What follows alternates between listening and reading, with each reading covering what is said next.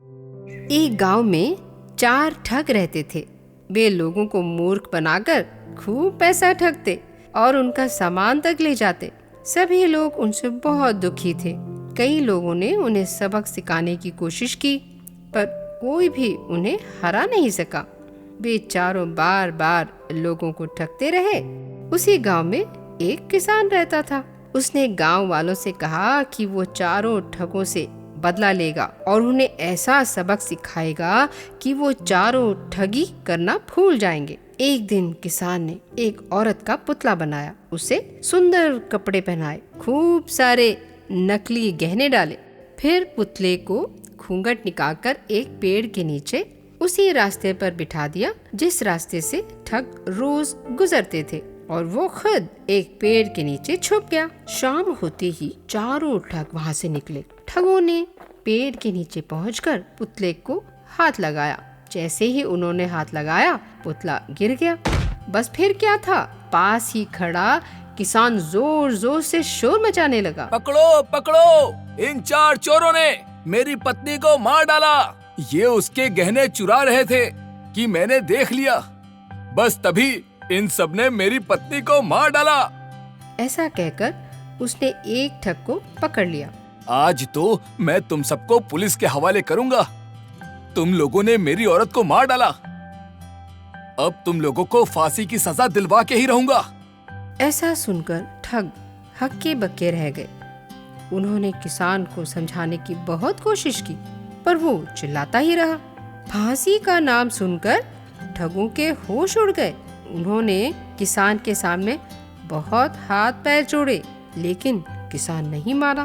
वो बार बार कहता रहा, तुम हत्यारे हो, मैं तुम्हें नहीं छोड़ूंगा। जब बहुत देर तक किसान नहीं माना तो उन्होंने हाथ जोड़कर पैर पकड़कर बार बार माफी मांगी और कहा वे अपनी बहन की शादी किसान के साथ कर देंगे और 2 गुना धन और गहने भी देंगे। साथ ही उसकी मरी हुई पत्नी के क्रियाकर्म का भी पूरा प्रबंध कर देंगे। इस प्रकार किसान मान गया। उसने जल्दी से पुतले को जला दिया, क्योंकि उसे डर था कि कहीं पुतले को ठग देख न ले।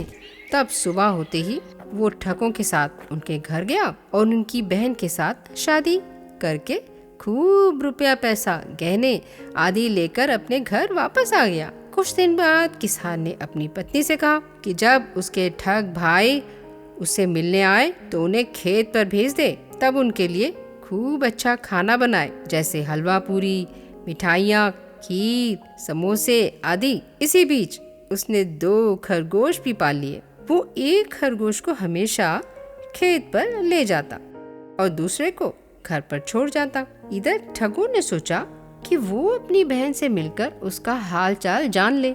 ये सोचकर वे एक सुबह किसान के घर गए। किसान की पत्नी ने अपने भाइयों से कहा कि वे खेत पर चले जाएं, किसान वहीं पर मिलेगा। चारों ठग किसान के खेत पर पहुंच गए। उसे खेत पर काम करता देख सभी बहुत खुश हुए। किसान भी उनसे बहुत प्रेम से मिला। फिर उसने खरगोश को अपने हाथ में उठा लिया और बोला, बेटा खरगोश, जाओ सीधे घर चले जाओ और अम्मा से कहना कि अपने भाइयों के लिए हलवा पूड़ी, मिठाई, समोसे और खीर ये सब तैयार कर दे। ऐसा कहकर उसने खरगोश को खेत में छोड़ दिया। खरगोश दौड़ता हुआ पास के जंगल में घुस गया। शाम होने पर किसान और चारों ठग घर पहुंचे तो चारों ये देखकर दंग रह गए कि उनकी बहन ने एक से एक बढ़िया पकवान बनाकर रखे हुए थे। पास ही खरगोश भी बैठा था। फिर क्या था, चारों ठगों ने मन में पक्का निश्चय कर लिया कि खरगोश को वे अपने साथ लेकर ही जाएंगे। उन्होंने सोचा कि इतना अच्छा खरगोश तो उनके पास होना चाहिए। उन्हें क्या पता था कि ये दूसरा खरगोश है, खेत वाला नहीं। किसान से उन्होंने बहुत विनती की। आखिर में वे खरगोश को अपने साथ ही ले गए। उन्होंने सोचा कि अब वे भी इसे हर जगह अपने साथ लेकर जाएंगे और जब भी जरूरत होगी इसके द्वारा अपने घर पर खबर भेज देंगे। उन्हें क्या पता था कि चालाक किसान ने उन्हें बेवकूफ़ बना दिया था। एक बार चारों ठग कहीं जा रहे थे। रास्ते में उन्हें कुछ रिश्तेदार मिले जो उनके घर जा रहे थे। उन्होंने सोचा कि खरगोश के द्वारा घर समाचार भेजा जाए कि मेहमानों के स्वागत में खूब बढ़िया खाना बनाया जाए। ये सोचकर उनमें से एक ठग ने कहा, जाओ सीधे घर जाओ और खबर देना कि मेहमान आए हैं, उनके लिए बढ़िया बढ़िया खाना तैयार करें। ऐसा कहकर खरगोश को उन्होंने रास्ते पर छोड़ दिया। खरगोश कूदता फांदता जंगल की ओर भाग गया। जब सब घर पहुंचे तो उनकी पत्नियां आराम से खा पीकर सो गई थी। ये देखकर उन्हें बहुत गुस्सा आया, लेकिन थोड़ी देर बाद उनकी समझ में आ गया कि वो तो बेवकूफ बन गए थे, पर क्या करते। किसी तरह मेहमानों को खिला पिलाकर विदा किया और सोचने लगे कि किसान से किस तरह बदला लिया जाए। वो ये सोचकर चारों फिर से किसान के घर की ओर चल पड़े। किसान तो जानता ही था कि उसने चारों ठगों को बेवकूफ बनाया है। वो उनका इंतजार कर ही रहा था कि उसे वे चारों दूर से आते दिखाई दिए। वो सीधा अपनी पत्नी के पास गया। मेरे ठग भाई आ रहे हैं।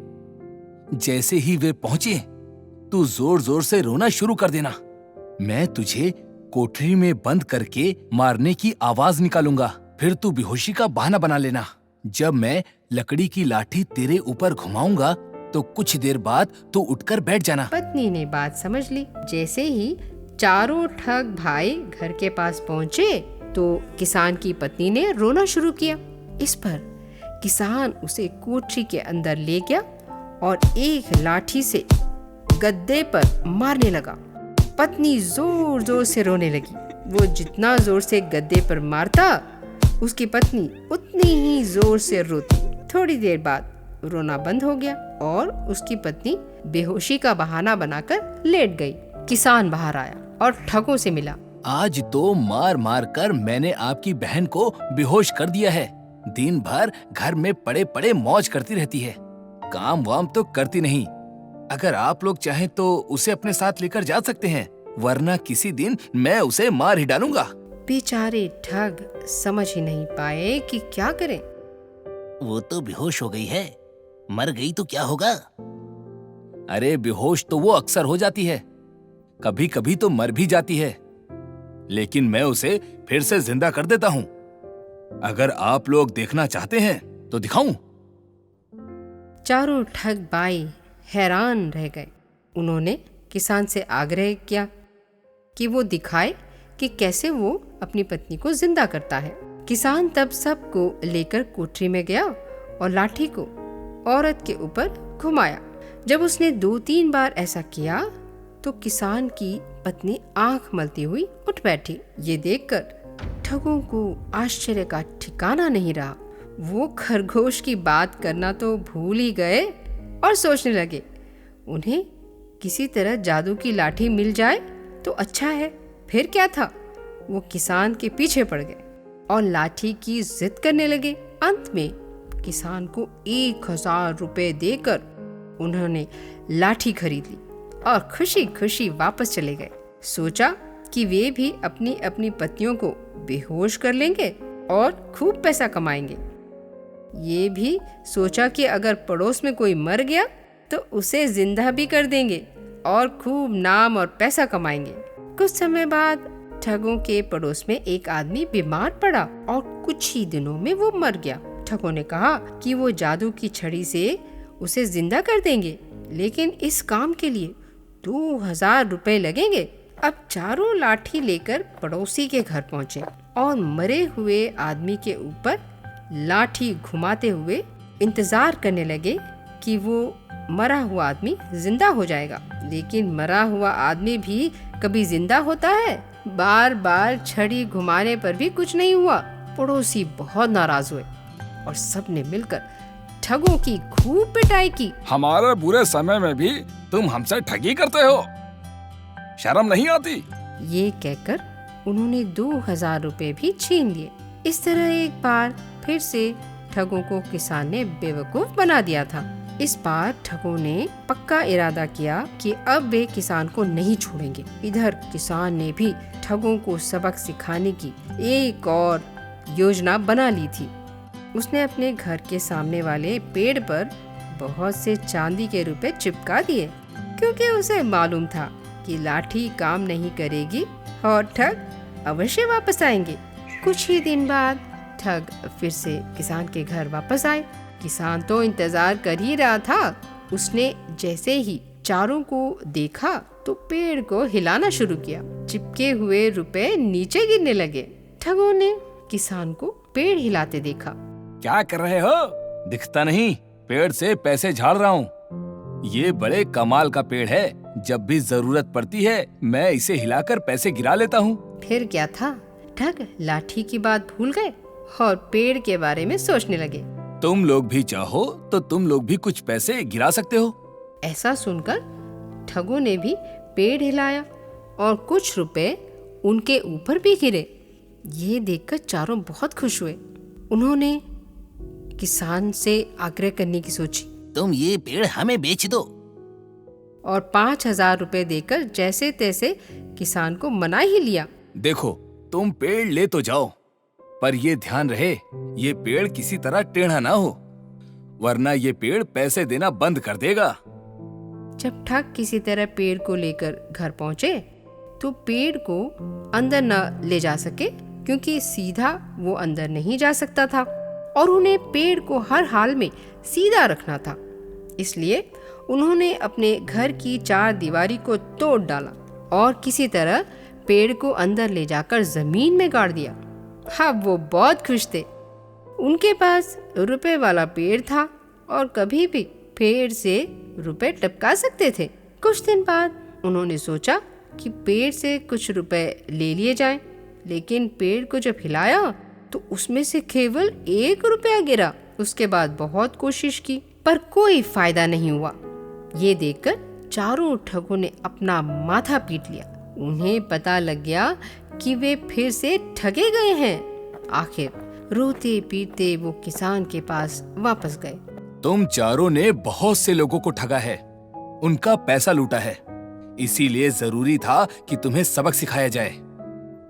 यदि सारे गांव वालों के सामने ये कसम खाओ कि फिर से तुम लोग गलत काम नहीं करोगे और ना ही किसी को लूटोगे, तो आज के बाद मैं भी तुम्हें नहीं सताऊंगा। और कोई रास्ता न देख ठगों ने सारे गांव से माफी मांगी और कसम खाई कि वे आज के बाद न किसी को ठगेंगे और न ही लूटेंगे। किसान को उसकी होशियारी के कारण सारे गांव वालों ने बहुत से इनाम दिए। इस तरह गांव के लोग एक बार फिर से सुख चैन से रहने लगे।